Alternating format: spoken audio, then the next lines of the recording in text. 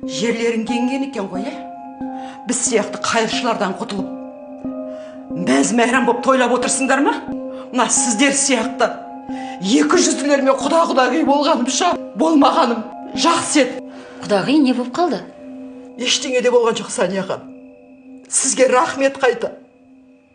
О бастан біздің кегіміз емессіз деп бетімізге айтқаныңыз үшін. Кейбіреулер сияқты мәймөңкеніп екі жүзленіп артымыздан іс тындырмай мені қоя бер, Бақытжан туралы тіпті аузымды ашпай. Қаршадай Айшада не құндарың қалды, алдап соғатындай. Қайта Архатқа рахмет. Кімді алдадым?